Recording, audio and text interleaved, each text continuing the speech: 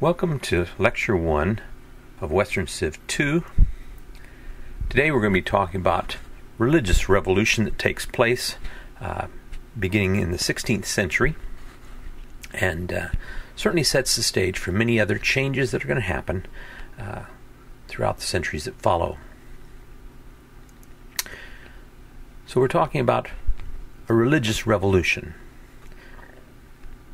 There had been rumbles of religious discontent that had been going on throughout Europe for more than 2 centuries, as people were tired of a church whose traditions impeded its service to people and obscured their ability to see God and to have a relationship with Him.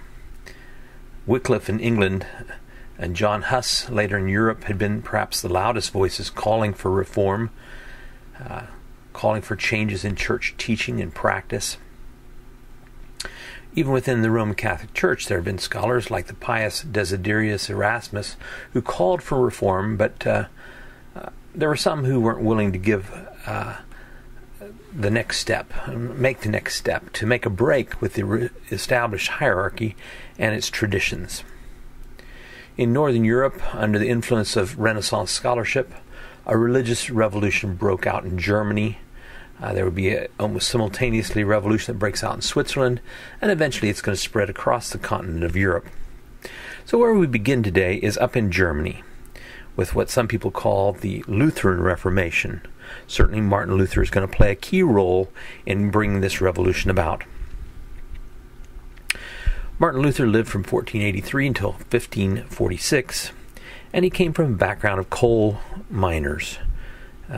They're mining a lot of coal because there's an iron industry there in Germany, and this is how his family made their means. They were an up-and-coming family, and they wanted the best for their son. This is retirement. They didn't have Social Security back then, and so they sent their son off to be educated, and he was educated in local schools, and then he moved up to schools that would be nearby. And his family obviously were a pious family, and as many, they were devoted to St. Anne, the patron saint of miners. Martin Luther came to have something of a preoccupation with death, as many of his young friends died at an early age with diseases that were quite rampant at that point in time.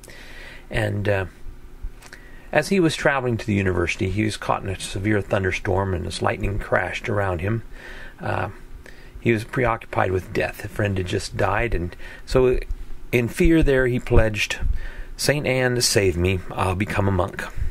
And he survived the storm, and subsequently kept his vow as he moved to the monastery to study as an Augustinian monk, to the chagrin of his father. As he studied as a monk, he had struggles along the way. He was trying to be good enough, and he struggled with the sacramental theology which had come out of the Middle Ages. He just wore out his father confessor with all of his confessings, just in fear there might be something that's left unconfessed, his attitudes. And basically his father confessor essentially told him, go wait till you really have something to confess. But he's concerned for his young student, and as a result he's going to send Luther as a representative of the monastery, together with others, to Rome, thinking that this trip would help him. So in 1510, Luther walks to Rome. Again, that's how it's done. No autobahns back then. Had to cross over the Alps. And as he went to Rome, what he found was that Rome, the holy city, wasn't that terribly holy a city. He went to perform masses, and what he finds is that as he went to perform masses in churches there in Rome, that he was hurried along as some kind of country bumpkin. And what he saw is the city was filled with prostitution and other evidence of sin. It wasn't a holy city, and it didn't look like the church leadership was particularly pious. So as he returned to his monastery, he goes on to study at Wittenberg University, and will eventually gain a master's degree which licenses him to teach, and he'll teach at Wittenberg University in Saxony beginning in the year 1512. As he studies the scriptures, he particularly has come to be occupied with the study of Romans, particularly passages like Romans 1:17, and he's going to be convicted of the need for forgiveness. And what he's going to find is that the just will live by faith. This will be a distinct difference for him from what he'd been learning, where he'd been trying to be good enough. Now what he learns is that we're saved by faith. And this is going to lead him onto a course which will bring him to conflict with a number of authorities. Something that's happening at about that time was that up in Germany, Albert of Brandenburg had acquired a new position. He already had a couple of bishoprics, but he wanted to become an archbishop, and in doing so, he basically pays for the right to do so from Pope Leo X. Leo X was not a particularly pious pope, and certainly willing to engage in what people would call simony, selling church offices in order to gain things. Pope Leo X was interested in enlarging things in Rome, and particularly working on St. Peter's Basilica, and he needed funding, and so Albert of Brandenburg is able to gain a position of prominence, which is going to make him one of the electors of the Roman emperors, and thereby having a great deal of power that he can use for his family's benefit. But Albert of Brandenburg would have, going up into Saxony, a priest by the name of John Tetzel. We'll anglicize his name there. And he's basically going around calling people to buy indulgences. This would be a remission of the punishment of sins that one might have to pay off in purgatory. And so the basic little ditty that he would sing to sell his wares here were, every time a coin in the coffer rings, a soul from purgatory springs. The idea would be, a very hard sell. Don't you hear your dear Aunt Sally screaming in pain? Wouldn't you do anything to help her get out of that torture? If you'd give a gift, you can help Aunt Sally get out of purgatory. And if you give other gifts and you get this certificate, that's what a indulgence here is, basically a certificate from the church will make a withdrawal from this treasury of extra good works that the saints have accomplished, and apply it to your account, and thereby, your dear Aunt Sally or you don't have to suffer in purgatory. Luther didn't find indulgences in the Bible. This would just lead him to no end of struggles. The just will live by faith, and we're saved by faith. It's not by works or by being rich enough to pay to have your sins forgiven. It's by the blood of Christ. The blood of Christ is what's sufficient to save us. This is the point that Luther's focused upon. And so as a result, he's going to, as a good academic, come up with his list of concerns about this practice of selling indulgences in Saxony. And so he's going to call for an academic debate. And so what he'll do is he'll post, in late October, he'll post his 95 theses, his 95 topics that he wants to debate there on the chapel door at Wittenberg. Now that wasn't a destructive action. The chapel door was essentially a bulletin board at the time. So he's not destroying anything. He's just basically saying, hey, we want to have a debate about indulgences. He basically has 95 reasons why he thinks that indulgences shouldn't be practiced. They shouldn't be sold by the church. And in Saxony, here at the university, this is a hot topic. There's popular interest in his challenge of the church, and even the patron of the university, Frederick, the elector of Saxony, he's very interested in this because he's hearing a giant sucking sound in the local economy as gold and silver is leaving Saxony and is instead being funneled down to Rome. So he's interested in this debate, although Frederick of Saxony will never take on the church directly. He's interested in these young scholars' efforts. There's not a formal debate that takes place in Wittenberg. But in the next couple of years, there comes to be a debate that takes place in the larger city of Leipzig, where he will come into conflict with a representative of the church by the name of Jan Eck. There, along the way, he will affirm his understanding of the book of Romans, but what Eck will do is Eck will get him to recognize that some of the things that John Huss, who'd been killed as a heretic back in 1415, had been saying weren't heresies. And so, as a result, the report will go back to Rome, and the Pope, Leo X, will write a papal bull, a papal document. These documents are known by the first words in the documents, but the bull is known as Exsurge Domini. Drive out, O Lord. There's a wild boar in your vineyard. And it's a call for this Augustinian monk to be driven out of the church. As this debate grows up in Germany, Luther will write 3 very famous treatises in the year 1520, as he is pushed towards becoming more and more of a religious reformer. He's been calling for debate. He sees that the church isn't willing to reform itself, and so his first great treatise is written to the nobility. His address to the Christian nobility of the German nation, where he calls upon them to use their influence to change the church. So he's working somewhat within the social structures that exist, calling upon these people who are highly regarded to use their influence to change the church. His second treatise is the Babylonian captivity of the church, where he compares the situation of the church to being that of the Israelites of old when they'd been held captive in Babylon for 70 years. Basically, the church is being held captive by individuals who shouldn't be in charge of it, and he's going to even go further in one of his treatises, which he entitles Against the Accursed Bull of the Antichrist. Now, here, bull isn't referred to something that some bovine leaves behind here. This is a papal document, and so what he's doing here is he's calling Pope Leo X the Antichrist. A third great treatise that he writes is The Freedom of the Christian Man. And this is going to be the beginnings of his teaching regarding the priesthood of all believers.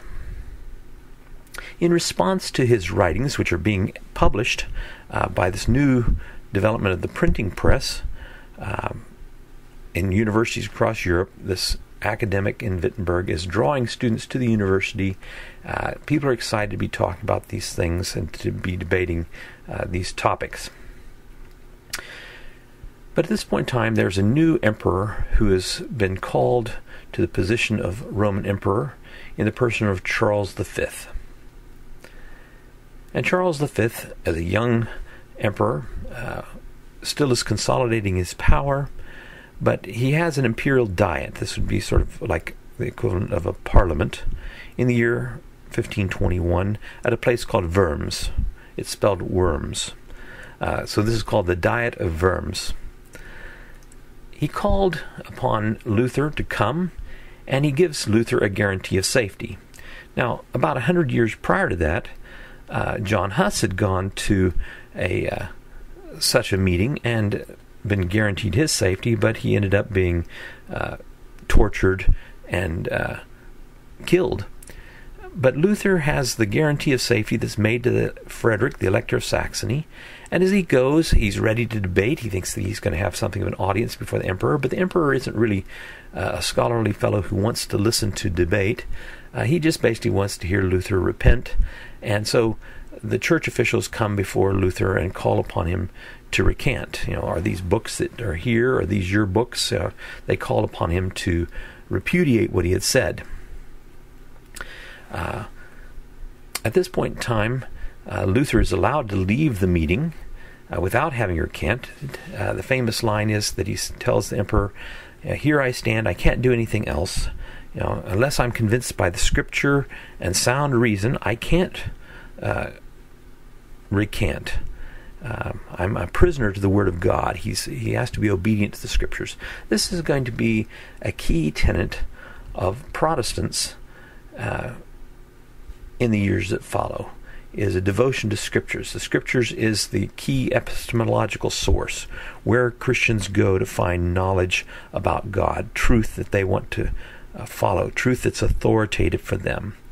Whereas in the Catholic Church, certainly they would affirm that the Scriptures are a source of knowledge about God, but on a par with that would be the traditions and of interpretation regarding the Scriptures held by the Church. And so you have church tradition, which is put on a par with the Scriptures. And in fact, because it interprets it, it sort of trumps the Scriptures. When Luther leaves, he's put under an imperial ban, which basically means that he is going to be sort of persona non grata within the empire. If somebody would kill him, they'd be doing the emperor a favor. But as he makes his way back towards Saxony, he's kidnapped. And he's taken into custody by some representatives of the Elector of Saxony, who doesn't want to see him killed.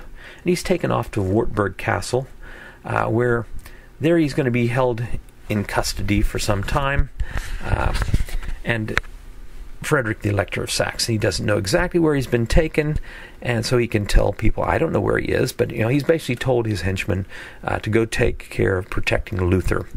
And as Luther is taken off to Wartburg Castle, he's going to be there some time, and he's going to grow out his tonsure. He'll no longer look like a monk. What the locals will think is, oh, there's a new Knight George who's living at the castle here. But while this scholar is basically locked away for his own protection, he engages in a very important task of translating the Bible into German language, into the vernacular, out of Latin, so the common everyday person in Germany can read the Scriptures.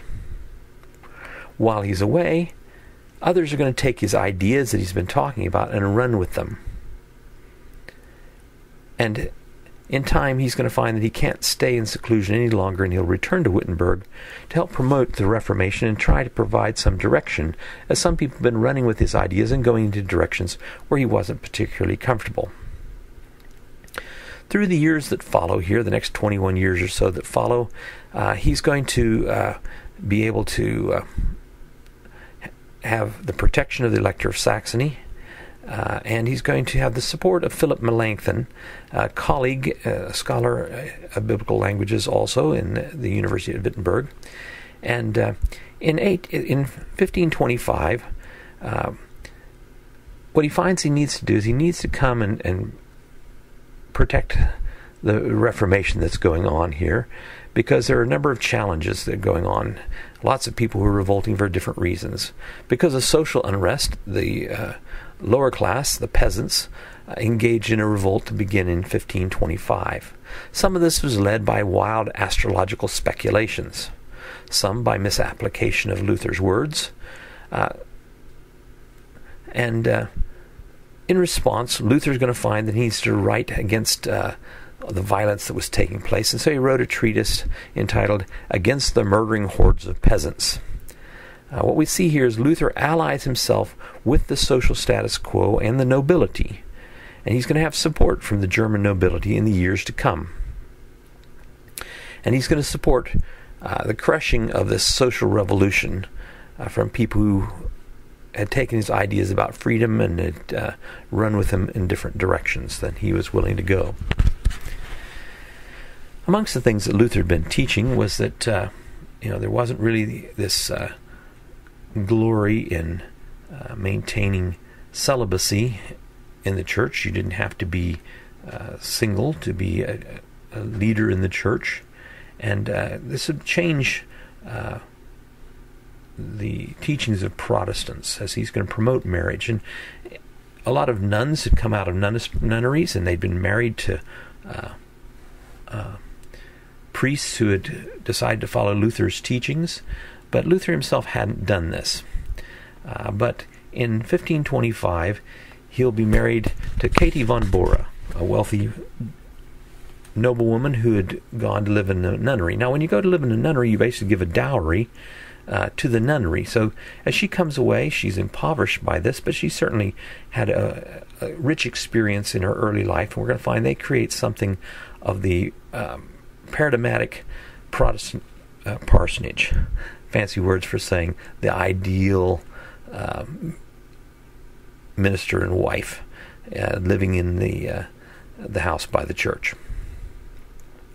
They're going to have a number of children, and she's going to really help him to live much longer than he probably would have otherwise, as she's going to take control of the running of the house, maintaining of everyday kind of activities, and will be a great blessing in his life. As this revolution continues up here in Germany, what they find is that there's been others who've been challenging the church in other places, and so Philip of Hesse, a regional leader here in the upper part of Germany, calls for a conversation, a colloquy, fancy word for conversation here, between reformers at a place called Marburg in the year 1529. In 1529, Charles V had been pressuring the rebellious German leaders, and they needed to band together if they're going to survive. And so at the Marburg colloquy, Zwingli, a reformer who came from Switzerland, is brought together with Luther to have something of a discussion. Unfortunately, their discussion didn't promote unity. They agreed that one was saved by faith. They had some other disagreements, but the pivotal disagreement was an understanding of the Lord's Supper. Luther was still very much tied to his traditions of coming out of Catholicism, where they believed in transubstantiation. That is, when the priest prays over the wine and the bread, it becomes the actual body and blood of Christ. And Zwingli, who believed that these are just representative, they're symbols. Luther just pounds on the podium and repeats Jesus' words when Jesus says, "This is my body, this is my blood." Not paying attention to the fact that Jesus was still in his body, and his blood hadn't yet been shed on the cross when he institutes the Lord's Supper, this memorial meal. This is the characteristic that Zwingli would have, that he'd focus on, is that this is a memorial meal where we remember what Christ has done on the cross. It's not that there's anything necessarily mystical about the elements themselves on this occasion. So the nature of it isn't that you have a sacrifice, which continues on in the Lutheran Church today, as they believe in consubstantiation. So the outside accidents don't change, but there's a transformation that happens when the priest prays over these emblems. They become much like what the Catholics had said at an earlier time. So the result is this colloquy doesn't bring the reformers together. Now, Luther is going to be very effective in spreading his ideas, particularly as his ideas are printed and published. And another strategy that he uses to spread his ideas would be to educate disciples. From his position of teaching here, he's going to have disciples who go out across Europe and take his ideas with them. One of the strategies he used in his time was to use song to teach theology. Perhaps the most famous song that is sung in recent times that comes from Luther would be "A Mighty Fortress is Our God." Today that doesn't seem to be a real catchy tune necessarily, but Luther was wont to use popular tunes that might be sung in a beer hall even to convey theological meaning. And so people, as they combine musical notes with lyrics in their head, were able to remember some very sophisticated theological expressions in songwriting. So Luther's going to have an extended influence as he has printed materials. He has disciples who are repeating what he's teaching and thinking about the implications of being saved by faith, rather than all these works or buying indulgences or observing all these sacraments. Luther would recognize there's being essentially two sacraments. One would be communion, the other would be baptism.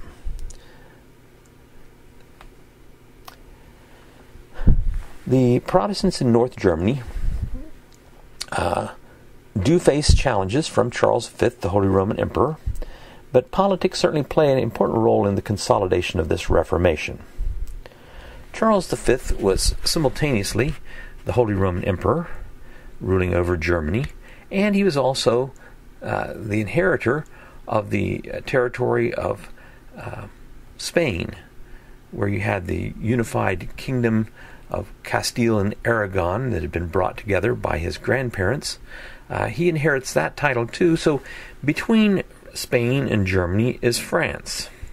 And the French kings were quite concerned and were always at odds with Charles V. And so we have what are sometimes known as the Habsburg-Valois Wars. Charles V comes from the Habsburg dynasty, which had emerged over in Austria and had territories over in what we would know today as Belgium and the Netherlands. And then through marriage alliances, he's connected also to the royal family of Spain. In that context, Charles V was always worried about attacks from the French. But he has another problem, and that is attacks from the east. As the Muslims advance, Suleiman the Magnificent and others had been extending Islamic influence up through the Balkan Peninsula, and by 1526 they'd reached as far as west as Mohacs, and by 1529 they had been attacking Vienna. He needed assistance. And in order to get assistance, he had to make some concessions to the Germanic northern princes who wanted to have their independence and religious freedom. And so in view of this tension, Charles V basically left the Protestant princes alone in order for them to come and join him. Other Catholic rulers didn't want to join him because they thought that he was getting to be too terribly strong. So he wouldn't ever have help from the Valois, the French, for example. And so he found himself in a bit of a tough place here. And so he needed the Protestant princes of northern Germany. And this would be a frustration throughout the subsequent years of his reign. And eventually in 1555, he will agree to the Peace of Augsburg. Under the Peace of Augsburg, Charles V allowed the rulers of different parts of the empire to determine the religion. They could choose between Catholicism and Lutheranism. There were no other choices. This would be a fatal flaw to this peace treaty. What happens when there's other reform movements that don't fit into one of those two categories? Are they allowed to establish the religion of their realm? Also, what happens if you have a former king who may have been Catholic, but a new king comes along who becomes Lutheran, or vice versa, as would be the case here later on in Prague, where we have a ruler of Prague who had been Lutheran, and his heir, who inherits the throne, is going to revert and take the country back into Catholicism. And the people don't want to go that direction. What we'll find in Prague is there's an interesting event known as the defenestration of Prague, where some people are going to be thrown out of a window, and this gives the name to this event, and the Protestants are going to resist the return of Catholicism to this area of what is today the Czech Republic. So the Peace of Augsburg is going to temporarily bring some peace here, and it's going to allow for Lutheranism in the Holy Roman Empire. But it's not going to allow for other reform movements that develop. As we move down towards the south, we come to Switzerland, where we have what some people call the Reformed Reformation. The leading figure here is Ulrich Zwingli, who lived from 1484 until he dies in battle in 1531. Like Luther, he came from a middle-class sort of family that were able to give him an education, and he had gained a bachelor's degree in Vienna and gone on to a master's degree in Basel. Early on, he had done work as a missionary and something of a people's priest, but by 1519, the same time as Luther, he's calling for reform. He's opposed to the sale of indulgences and various other practices of the Catholic Church. He's opposed, for example, for the to the practice of observing Lent. He doesn't find that in the Scriptures, and opposed to the doctrine of transubstantiation. What he wants to do is he goes back, he studies the Scriptures, he wants to follow the Scriptures. In this regard, he's in the same place that Luther was, focused on the Scriptures. This is where these reform movements, these revolutions in the area of religion, come out of a Renaissance kind of attitude where they're going back and studying ancient texts, and they're finding that, the Church's traditions and practices differ from what we find in the Scriptures. In 1523, the Reformation in the canton of Zurich, where he lived, was won by debate. It ended Catholic traditions, and the local bishop was driven out, and they basically established religious leaders as the leaders of the church, and they would be very interested in pushing something in their agenda, and so they would get rid of some traditions like Lent, getting rid of fasting on Friday, and some of those sorts of things, but they would establish new practices, a new liturgy, without all the icons and this sort of thing. They clean out statues and these sorts of things from the churches. Now, in Switzerland, the mountainous country of Switzerland, they were able to maintain this series of changes, and Charles V needed them like the other Protestants, and so this would be something that would let Protestants survive in Switzerland, but the different cantons would be at odds with each other at different times. But as I mentioned, that Marburg colloquy, they didn't come to have peace with the Lutherans in Germany. The big dispute was over the nature of the presence of Jesus in the emblems, whether it was a real presence of Jesus there or whether it was just a memorial meal. So there's doctrinal divergence with the Lutherans on one side up in the north, and war with the Catholic cantons towards the south.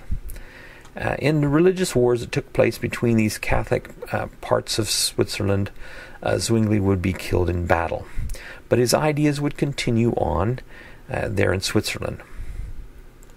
In the western part of Switzerland would be the city of Geneva, right near the French border, and it's going to be there that John Calvin is going to take up leadership of a second generation in the religious revolution here.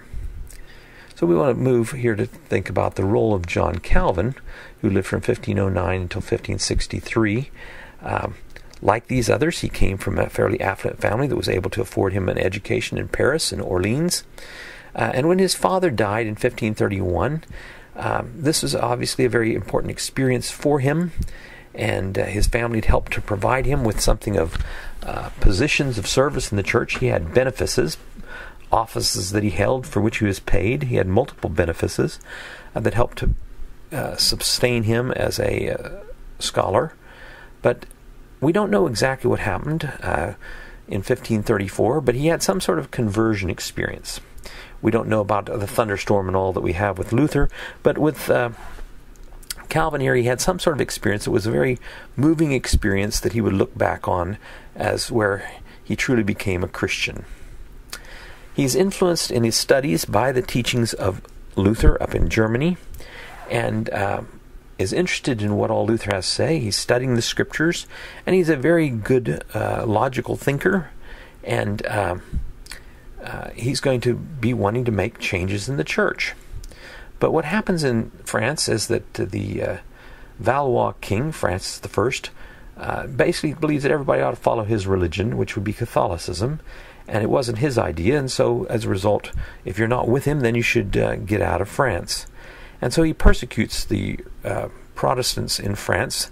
They're known as the Huguenots, and in 1536, Calvin flees for his life over to the east to Geneva, a canton in Switzerland next to France.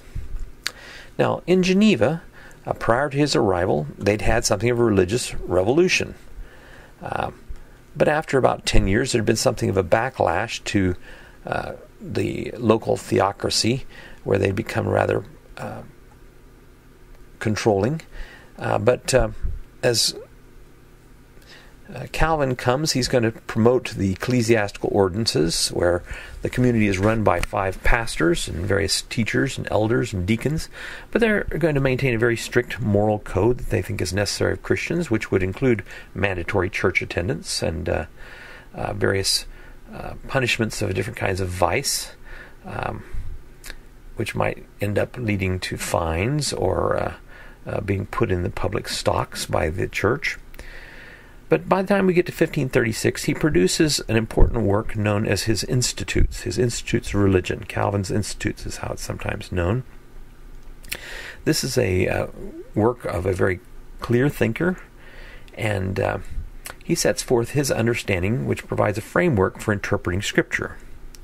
He's very much convinced of the sovereignty of God. That is, that God rules. But what does it mean to say that God rules? What are the implications? He's also very much convinced of the sinfulness of mankind. Based upon these 2 presuppositions, he's going to build much of his doctrinal system that many denominations follow to this day. So as we think about his doctrine, sometimes it is outlined by the acrostic TULIP. The T stands for total depravity. He begins with the assumption that mankind is totally depraved. They are totally bent towards sinning and they can't do anything about it. The second point is unconditional election. That is, that sovereign God chooses who he's going to save, and he brings them to faith, whether they want to or not. The L is for limited atonement. That is, God sent Jesus to die to pay the price for sinners that he's going to save, but Jesus' death, his blood, only covers the sins of those people who God is going to choose to save, who God has elected. The I is for irresistible grace. The idea here is that people who are the elect, for whom Jesus' blood atones, can't reject God's call. If they're elect, they can't resist God, and they will be saved. And if they are amongst the elect, then you come to the P, which is perseverance of the saints. This would be the idea that if you're one of the elect, you have assurance. You will be saved. Now, he's going to agree with Luther that you're saved by faith. But his understanding is that this faith that you come to be saved by is a faith that God brings about in you. A miracle of faith begins in you because God makes that happen. Now, the implication here would be that there's some people that God hasn't chosen, and therefore they won't be elected. So all people everywhere are damned sinners. They're totally depraved. But God sovereignly chooses some. But by implication, then, it is also true that he sovereignly chooses not to choose others. And so they're going to be damned. This will be a point of discussion with Lutherans and also later with people in the Anglican and later Methodist churches.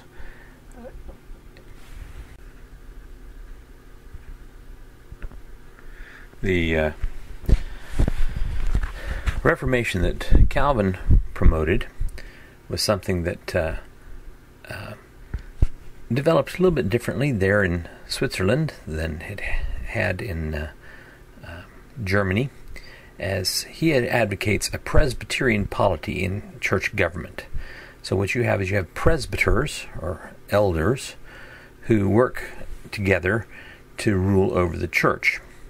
And the idea here would be that you wouldn't have the bishops like they have in the Catholic Church, but instead you'd have a presbytery which would govern the church. Now, Calvin's ideas, like Luther's, will be spread through literature. His Institutes, for example, were translated into Latin. That was the language of scholarship, but also into French so that common folks could read that if they were reading. Like Luther, he engaged in education, and going out from Geneva, there were missionaries who took his message and his understanding of the Scriptures with them. Excuse me.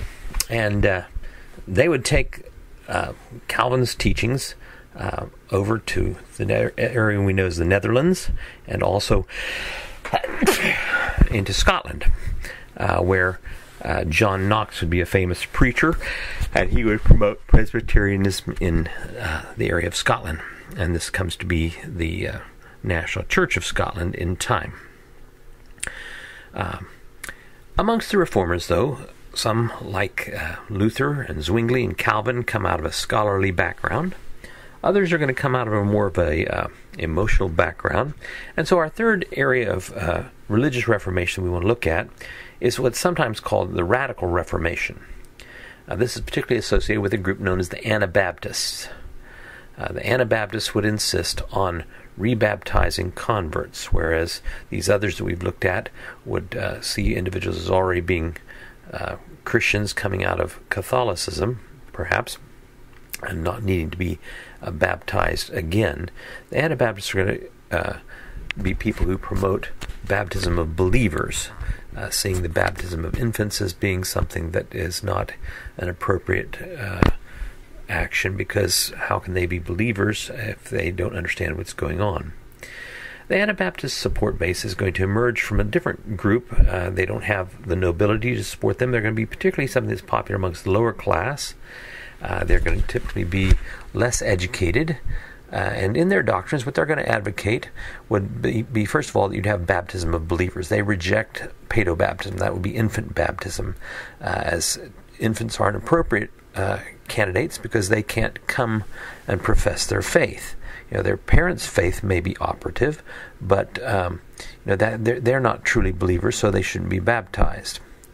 And so this will put them at odds with Lutherans and Calvinists and Zwinglians, and they'll in fact be persecuted by Catholics as well.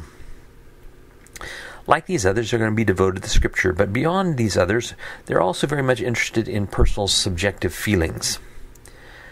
In their doctrines, they're going to be champions of a separation between the church and the state, whereas what we've seen with Lutheranism and then also with Calvinism is that they're willing to work with the state or to be engaged with the state. The Anabaptists are going to be separate from the state, and in their church governance, rather than having a presbytery or a series of bishops in a synod, they will have democratic polity and something more of congregational governance. Like Zwingli, they will be champions of the idea that the Lord's Supper is a remembrance, a memorial, and these are just symbols that are used. If you want to find out about their teachings, particularly influential will be the teachings of Michael Sattler, a one-time monk like Luther, who in 1527 will develop something known as the Schleitheim Articles. This group is not going to have a central authority and organization, but it'll be something that spreads amongst the lower classes, and yet as they seek to protect themselves against persecution from all sides, what we'll find is that in the city of Munster, they will actually come to declare that as their new Jerusalem, and they have drawn lots of women from different parts of Europe, and in response to that, they're going to allow polygamy, and this is going to bring on a great deal of opposition. Eventually, Munster will be defeated, and the remnants of this group will be under the leadership of a fellow by the name of Menno Simons, and he gives his name to a religious group that we have here in the United States today, the Mennonites. You might see their plain lifestyle in some rural areas, and we'll find that there's something of a pietistic tradition that is going to emerge amongst them. Another area of religious reformation will take place in England. Here what we're going to find is that it's going to be very different as far as the motivations. They won't be theological motivations. It's actually going to be something more of dynastic concerns that are going to lead the English king, who was one time proclaimed by the Pope as the defender of the faith and an enemy of Protestantism, to become the head of the English church. England is geographically separated from the continent, far away from Rome, and in England there had been widespread anti-clericalism and back to the time of Wycliffe, but then even in the time period of Henry VIII, what we're going to find is there were calls for a return of the Bible and champions of Bible translation into vernacular like William Tyndale. Now, if we look at the political context here coming into the 16th century, back in the 15th century there had been the conclusion of the War of the Roses, and Henry Tudor is going to be concerned that there not be another civil war. He wants to make sure that he has an heir. So Henry VIII, who's come to power in 1509, is going to rule for a long time until 1547, is going to initially resist making religious reforms, but then become a leading figure in bringing about reform in England. So as I mentioned, in 1520, when Luther is writing his treatises, Henry VIII writes against Luther's treatises, and he's awarded with the title Defender of the Faith by the Pope. He's going to be opposing the translation of the Bible in English that William Tyndale and others are going to be promoting. And so why would this person who's been resistant break with the Roman Catholic Church? Well, it's because he wants to have a male heir and to sustain the peace of England. He had had a good dynastic marriage, as he had married Catherine of Aragon from Spain, but this was his brother's wife. Now, when he married his brother's wife, again, his brother had died. His brother was the crown prince, and he had died. They wanted to maintain this relationship, so he married his brother's wife. As you look at Leviticus chapter 20, verse 21, you have Levirate marriages. And this had been something that had been permitted by papal dispensation. But in this marriage to Catherine of Aragon, what's going to happen is that Catherine of Aragon is going to have a number of pregnancies, but she's only going to have one surviving daughter.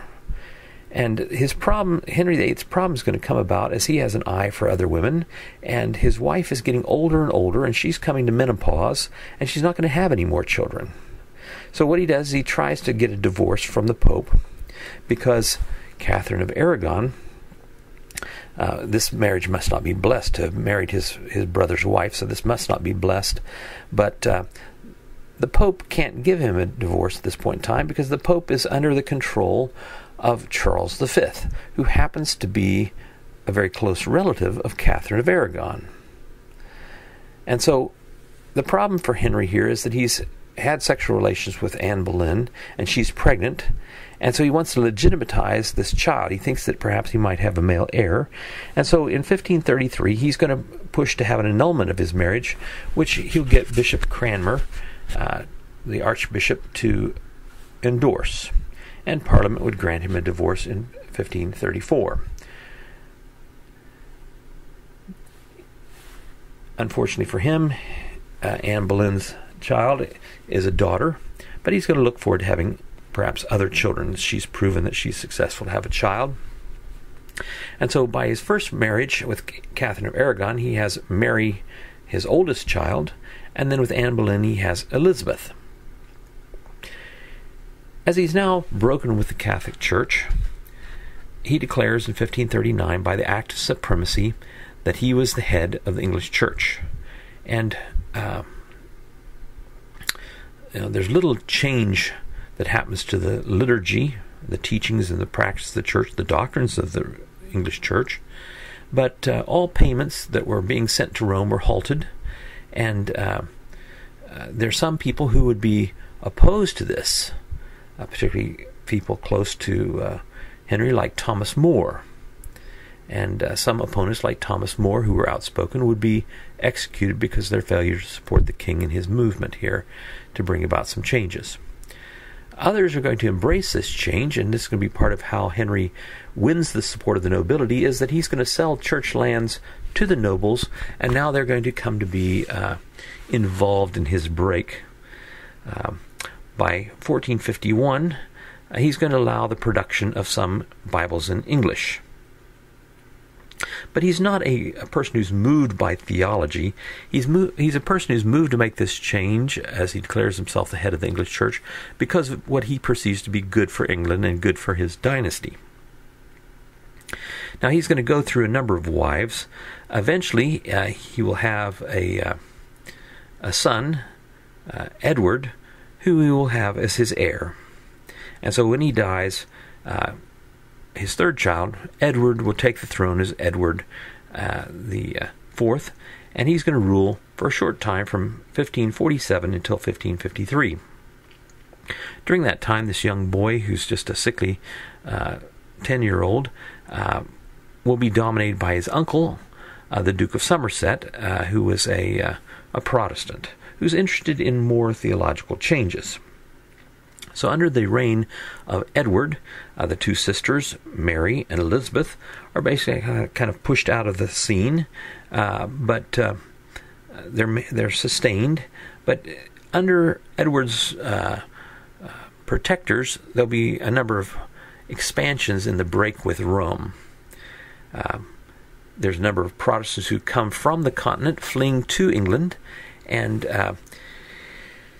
in 1549, what we'll find is that there'll be a number of changes that are adopted, where in the Anglican Church, the Church of England, that communion would become now a memorial instead of a sacrifice. Clergy would be permitted to marry, and they would affirm the idea of salvation by faith. In 1553, Cranmer, the Archbishop, will promote a new creedal statement.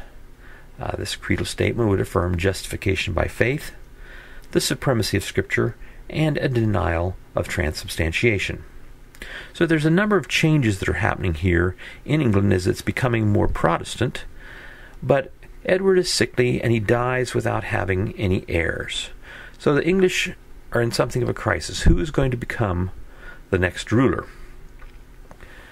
The Parliament decides that Mary, Henry's oldest daughter, would be the next in line. So Mary Tudor comes to the throne, and she's going to rule for 5 years. Now, she comes to the throne.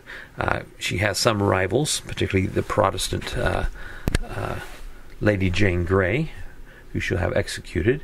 But she promises not to constrain the religious conscience of the English people. And so in 1553, when she takes the throne, her mother's marriage is declared valid once more by Parliament, and this makes her a legitimate heir. And so she takes the throne, and one of her plans is to try to restore England to the Catholic fold. In 1554, she marries Philip II, who's going to be the King of Spain. He's the son of Charles V. This is an excellent dynastic marriage, but it's bad for local politics.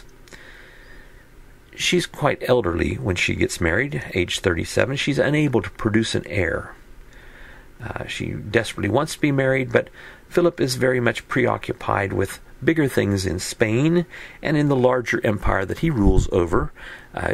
You'll find here a little bit later that he's going to be giving his name to the Philippines, for example. The Spanish are exploring around the world. There's a whole lot of things that are absorbing Philip's attention rather than this wife who's unable to produce him an heir. And so he goes off to serve as the King of Spain, and she's basically left without a husband, and she's not going to be successful in producing an heir. And when she dies, they'll be thrown back once again into a potential nightmare.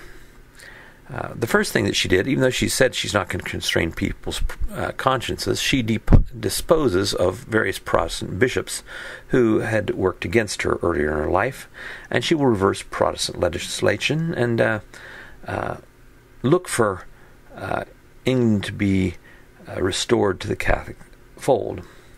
During her reign, she will earn the nickname Bloody Mary because she is going to order the execution of about 300 Protestants. Some of these are going to be people like Thomas Cranmer, the bishop, who had promoted the Book of Common Prayer, and people like Latimer and Ridley. There's a place in the main street of Oxford where you can see a monument to these three individuals who were executed by Mary there in Oxford. So she basically tries to cut off the head of the Protestant thinkers. She has them killed anyway, and tries to kill the Protestant Reformation that's happening in England. But things are well established. There's a whole lot of people who've bought into church lands who don't really want to let those things go. And the result will be that when she dies, Parliament will choose her sister Elizabeth to be the next heir. And so from 1558 until 1603, a long reign, Elizabeth will rule over England, and she'll make something of peace amends with the Protestants. As she comes to the throne, she was the daughter of the marriage of Anne Boleyn and Henry VIII. And so she'll take up the standard of being the champion of the English state church. And she will practice a certain degree of limited religious toleration. She won't have people in Parliament who are not Protestants, but she's not going to seek out Catholics and persecute them. So her reign is seen as one of tolerance. But she does have challenges from Catholics, including her cousin, Mary Stuart, the Queen of Scots, who was particularly opposed by the Presbyterian Calvinist preacher John Knox. She's also opposed by her one-time brother-in-law, Philip of Spain. In 1588, he's going to send a Spanish fleet to attack England. This is the Spanish Armada. Just for interesting connection here, during the reign of Elizabeth, she would give a royal charter to the Virginia Company, which is named after her. She's the Virgin Queen. She's not married and will never marry, but it's in that context you have the Lost Colony out here on the Outer Banks of North Carolina. They're basically abandoned for a few years because Sir Walter Raleigh's company was here trying to establish this foothold in the New World, but then subsequently all English ships were expected to stay at home in order to protect them from invasion by the Spanish. And so this will be the context of the Lost Colony, is that when they come back here, they'll find that the colony is no longer there on Roanoke Island and appears to have disappeared. Elizabeth is going to make slow changes. She's going to maintain the peace in England, and she's going to support Protestant doctrines, the idea of the Book of Common Prayer, and particularly her role as the secular leader of the English Church. This is something that helps to build her power, and something that English monarchs are going to be reticent to release over the years that follow. So very different motivations for the English Reformation as opposed to the more theologically driven continental reformations that we've looked at. In all the religious revolutions that are going on here, though, we want to also see that the Catholic Church is going to respond with what some people call the Counter-Reformation. It's not something that was particularly driven by popes that wanted to bring about changes, but what we're going to find is that popes are going to see it's going to be politically expedient to try to make some changes to address the needs of various people within the territory and the congregations that were remaining faithful to Rome. So the popes certainly politically dominated Italy, and they're willing to make some clarification of Roman Catholic teaching. So what they decided to do is to call for a council. They've had councils in times past, and they'll have the Council of Trent. It will be located on the south side of the Alps, which is going to limit the participation of people coming from the north side of the Alps. It'll be dominated by Italian bishops who are going to be loyal to the Pope. And they are going to agree on some disciplinary decisions. They're basically, as they start out, they're willing to let Protestants come, but Protestants don't get any real voice in this. They're not really looking to make changes to bring some sort of healing of the rift that's been growing. But eventually, through a number of sessions, the Council of Trent will agree to some disciplinary decisions where they will curtail simony, so they're going to restrict the sale of church offices. They're going to curtail the sale of relics. They're going to insist that bishops should live where they're ruling. So you can't have multiple bishoprics. You can have multiple positions that you draw a salary for when you can only be at one place at one time. And they agree that there should be some educational requirements for priests who've been sometimes buying positions and then been unable to recite the liturgy. They can't read Latin, and so how in the world can they read the scriptures, let alone interpret it properly for the people? They will continue to insist on having a celibate clergy. So as we look at doctrinal decisions of the Council of Trent, we'll find that there's not a single concession. They continue to maintain a sacramental theology that basically holds to a works salvation orientation under the seven sacraments. They'll continue to maintain that Church's tradition is equal with Scripture, and that only the Church is the valid interpreter of Scripture. What we're going to find also is that they're going to have some limited acceptance of the Apocrypha. It will be seen as being deuterocanonical, because it's only there in the Apocrypha in the book of Maccabees that you have any justification for their doctrine of purgatory. Again, this is the basis for the idea of selling indulgences. So they don't make any real religious change, but they're going to work to oppose the spread of Protestantism in various countries. And there'll be some champions that rise up that will be part of this Catholic response to the Protestants. And this is seen particularly in the creation of new religious orders, particularly that of Ignatius Loyola, a Spanish noble who had been fighting in wars with the French. But we're going to find that he has something of his own spiritual pilgrimage that he goes through, and he's going to commit himself as he recuperates from battle to be a soldier for Christ. And he's going to write a manual for spiritual warfare called The Spiritual Exercises. This will be something of a marching order for the religious order that he'll create, the Society of Jesus, which the Pope endorses in 1540 as a group that's going to be particularly loyal to the Pope. They're not loyal to local monarchs, they're loyal directly to the Pope, and they're established to create schools in which Catholics and priests could be educated. They would serve as being champions that would oppose heretics like the Protestants, and to promote Catholicism in new territories like the New World that we're going to talk about, and over in Asia. So you're going to have missionaries like Francis Xavier, who comes from this movement, and he's going to take Catholicism to the Orient, to China and Japan in the 16th century. So there's going to be unquestioning faithfulness to the Holy Church by Ignatius Loyola.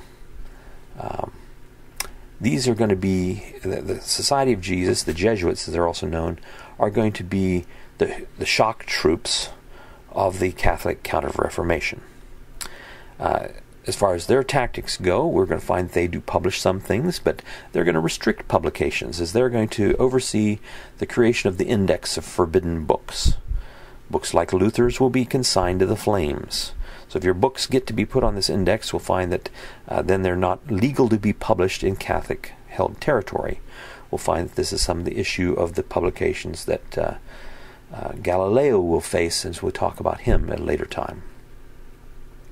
They're going to be champions of the Inquisition, where they're going to try to stamp out heresy, and at times they're going to lead in warfare against Protestants. So the Jesuits are going to be major opponents of the Reformation, and there'll be other champions like Philip II, who's going to try to stamp out Protestantism within his territories. And as he inherits territories and his family, the Habsburgs, continue to maintain control of the Holy Roman Empire, they're going to try and stomp out Protestantism in those territories. This will lead him to spend a lot of the wealth that he's going to get from the New World in trying to fight against Protestants in the Netherlands. Long battles will be fought in the area, and it will lead to great divisions in the area. In France, the French king will continue to try to halt the spread of Protestantism amongst French-speaking people. These French Calvinists, recall, were called Huguenots.